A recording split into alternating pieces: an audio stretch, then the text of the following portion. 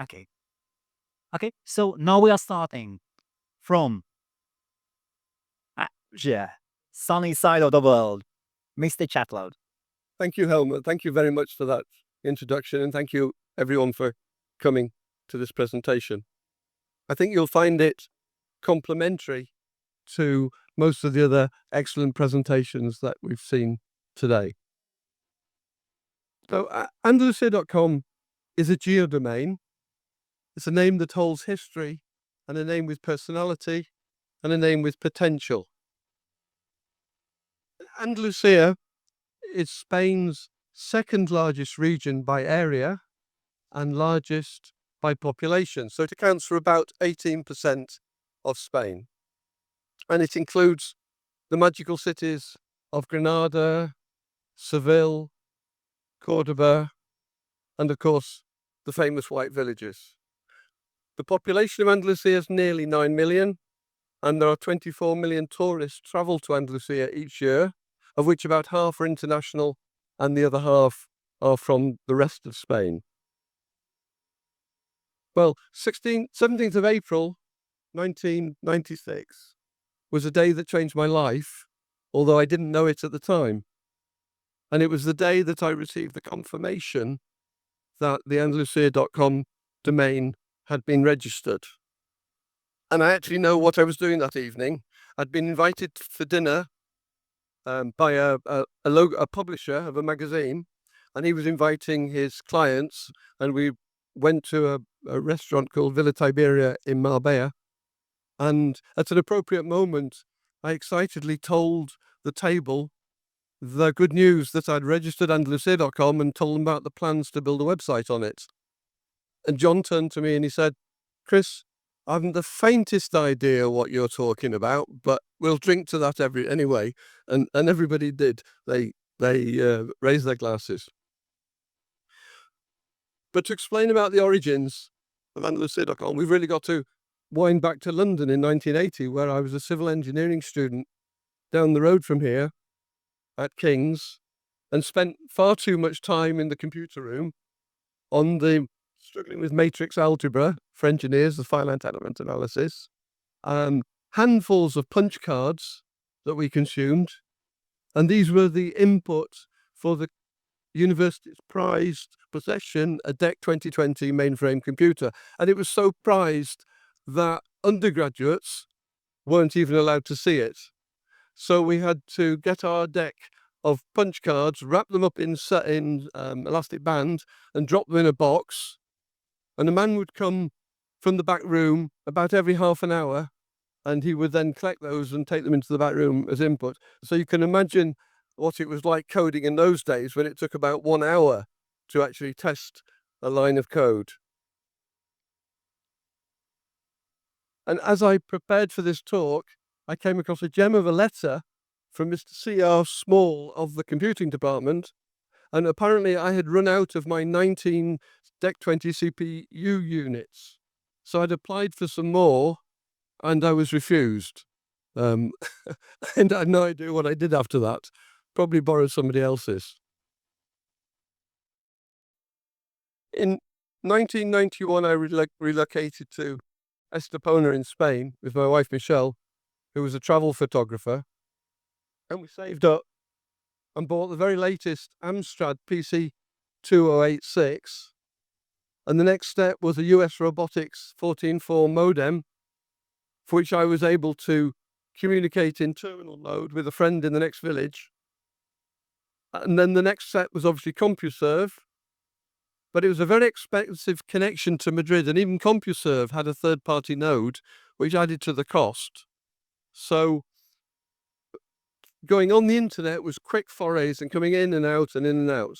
And also to mention there, we got Spry Mosaic, which was my first browser, which I actually got from a friend on holiday who acquired it because it was a freebie with a PC World magazine in England. But we were absolutely blown away with Andalusia and spent a lot of time traveling around Andalusia, taking thousands of photographs and developing a project called the Andalusia Slide Library.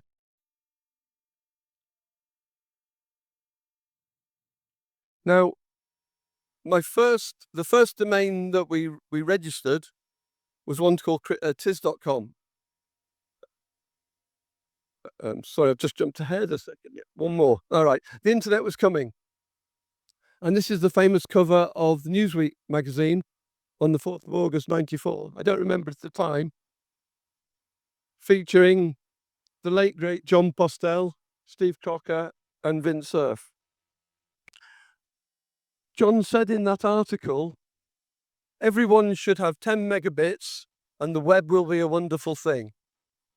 Well, that's about the size of, I think, one iPhone photograph nowadays.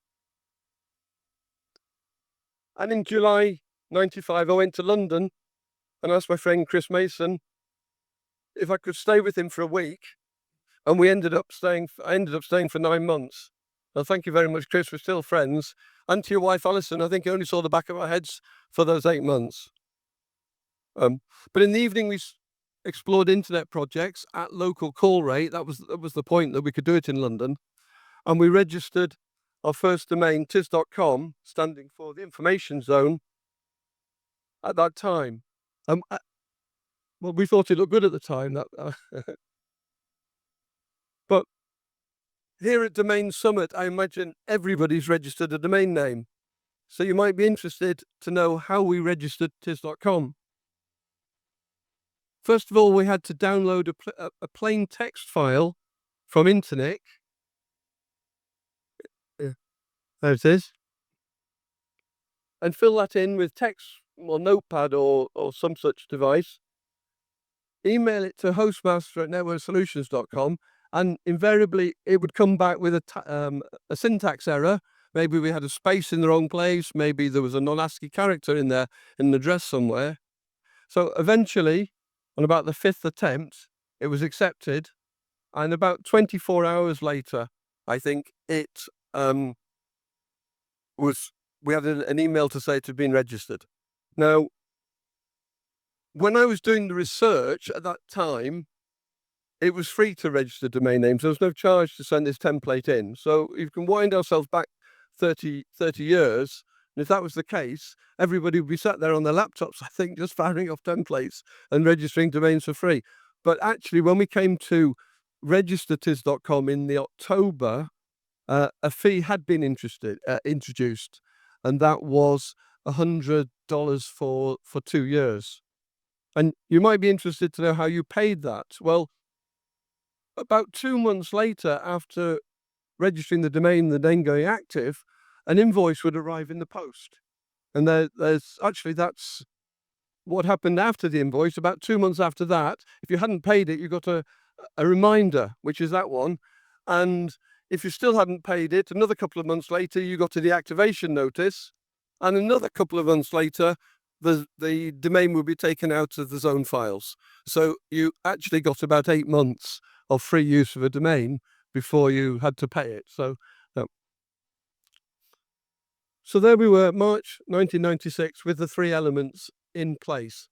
The elements were the technical knowledge of how to register a domain name and build a website, the photographs of Andalucia, and the sort of engineering desire to organize all of the information. And is a look at the very first version of Andalucia.com in 1996. But as a mathematician, I realized that newspapers or magazines threw away their content with the next edition. And whereas doing it on the internet, the information or the content was cumulative. So it sort of had to work, didn't it? And we had so many ideas of what to do, so much time, so many things, and not enough time to do anything. And here is a photograph. I was helped out by my father-in-law, who actually cut my hair while I was coding on the internet. He learned his trade in national service when he was in service, by the way, so I won't show you the photograph at the end of that. January 97, Lou Dinella of Bravo Tours in New York phoned up and said, how much would it be to put a banner on the website? And well, of course, we didn't know, but that really was the start of the website being turned into a business. And in early 97 as well, when you've got a startup business, what do? You visit the offices of the Institute of Fomento Andaluz to apply for a startup grant. And I distinctly remember the chap behind the desk saying, this internet thing will never take off. And needless to say, the grant was never approved. But I did put on the form that we would generate employment, and here's a photograph of Mike Cartwright, our first employee, and he was a great lad. We were lucky with Mike, and I took him on his first Sunday to Tarifa, the windsurfing capital of Europe, and we were spotted by veteran French photographer Jean-Dominique Dallet, who snapped this photograph of these two cool windsurf dudes on the beach. Here's a 1999 design coming up. And I should mention that all these designs were responsive.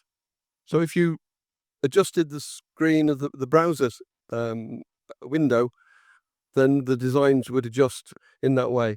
And also notice at the top of that, I've got a stamp saying 20,000 visitors every week.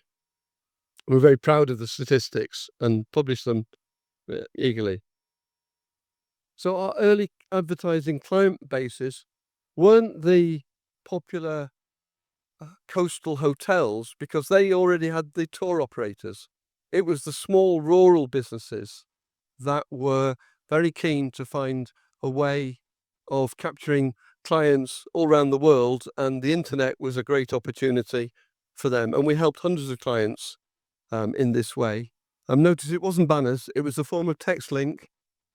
And the click-through rates were between 2 and 5% at that time. So it would bring tears to eyes to many modern domainers.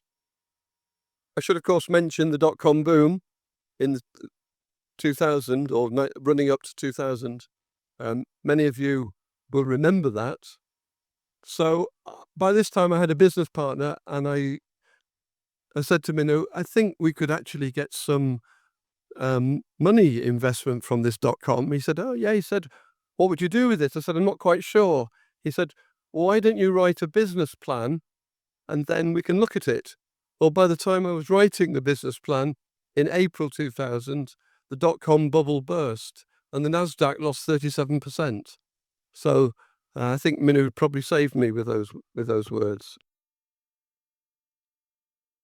But from the beginning, we always were very search engine optimization focused. And here's, I attended Danny Sullivan's first ever search engine strategies conference in London, which was back in April 2000. And if you notice, I've still got the workbook, and I've been through it, and I took out a list of all the search engines that were in the workbook.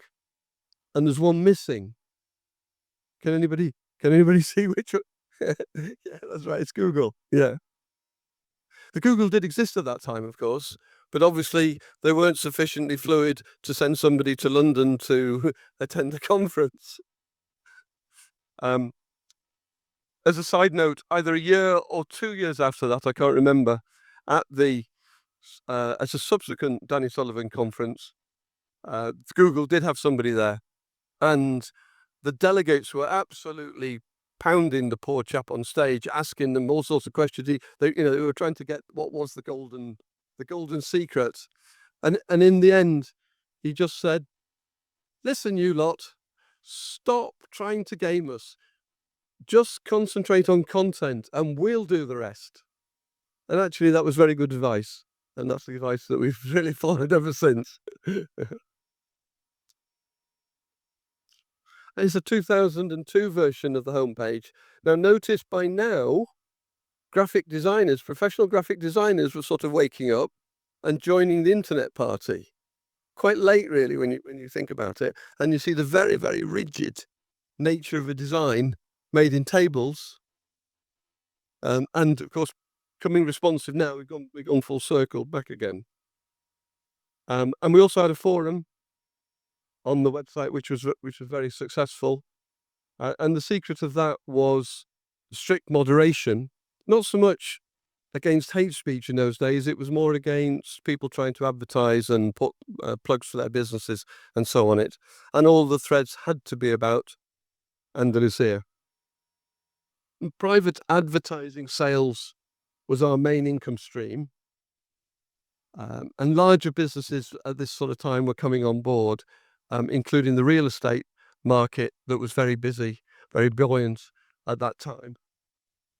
And there's see the advertisers there. Just a quick shout out. We actually host with Black Knight in Ireland, and that suits us particularly because it's keeping our data for a Spanish company, keeping the data in Europe, and we're also paying in euros and supporting English language, which is helpful. 2009, I went to my first ICANN meeting, more out of curiosity than anything else. I didn't even know I couldn't find it on the website whether you paid to go to an ICANN meeting or not, but I went along anyway and was pleasantly surprised to find when I got there you didn't. What can I say about ICANN in 20 seconds? Well, a couple of impressions. One of the great things about the ICANN meetings is you get to chat to internet pioneers like Steve and Vin that were on the Newsweek cover. And of course, let's not forget Paul Mockapetris, who I think is generally forgotten. And of course, it was Paul that wrote the RFCs for the domain name system. So arguably, we wouldn't all be here today if it wasn't for Paul Mockapetris. 2008, we were proud winners of the Costa del Sol Business Awards. But little did I know, standing on that stage, collecting that trophy, was that the financial crisis was upon us. In fact, that was in the October. The next quarter was the worst quarter financially that the company ever did. And it came as a real double whammy in Spain, not just for the financial crisis, but also because of the over-reliance on the real estate and the property market and all that goes along with that. And I was going to say, you can see the dip there in this graph of visitors over the last first 20 years. And 9 years ago, we celebrated our 20th anniversary by organising a treasure hunt in 2 villages, Estepona and Casares, and that was a fantastic day. So now in the sort of last period, I'm not going to go through every year. I really just wanted to say a few thoughts and information and explain how Andalucia.com is actually different from most media. It's probably closer to an encyclopedia. So we update most pages, rather unlike a media site today, which adds content to the top of the page and the content sort of drops its way down and then off the bottom of the page. We're constantly updating pages in the background. The words I had there was a sort of truism that I've realized: creation is a lot easier than maintenance. And I think that applies overall. And although we currently add about 500,000 pages a year, we spend over 50% of our editorial on updating pages. And the content is created by a wide variety of writers, journalists, photographers who are experts in the field and share a love for all things Spanish and in particular Andalusia. So offline publishers have really only been interested in the web, as I can see it, for about the last 10 years, perhaps a little bit longer, because they were reluctant to give away something that they were selling in the print mode. So to say, they were very slow. And as you remember, Murdoch led the charge with the subscription model. It was actually as far back as 2010, and he had deep pockets, and he probably, 5 years or more before he started to gain any traction with that. But I must say the subscription model and the proliferation of advertising with headlines somewhere between a pub quiz and clickbait appear to be working, but not for the reader, I believe. And there was an old adage in publishing that you should never have more than 50% advertising on a page. That was a red line that was never crossed. And of course, that's well crossed now on the internet. And I think what we have now is I would call it a race to the bottom. And there's one thing that's as true today as it was back in 1996, and that's our mission statement: to offer clear, concise information about Andalusia for the resident international traveller tourist. So Andalucia.com's been built up carefully and slowly and organically. It's entirely self-funded, and each year we make a small profit, but the income varies, and it's quite simple. If we don't have the money, we don't spend it. For those interested in this model, it's not rocket science. You choose the subject that you're interested in, concentrate on content that adds value to the internet. I would say incorporate schema, structured markup language now from the beginning. And I think be careful of who you partner with. I think we'd be more successful by not partnering with people than partnering with them. It's just can be a sort of glory of death. So, just remember how long time it takes for deals that never transpire. One of our current exciting projects is to build an AI large language model, grounded on 10,000 pages of content. And I'm going to the second conference on GEO, that's Generative Engine Optimization, in San Francisco later this year. So visiting that conference, it feels to me like history is sort of repeating itself. And a final word from John Jantis: the secret of success is doing something that other people won't do, but just doing it for a really long time. Well, thank you, everybody who's helped us over the years. Thank you, everybody here, for listening to the presentation. It's been a pleasure to share the story with you. Thank you.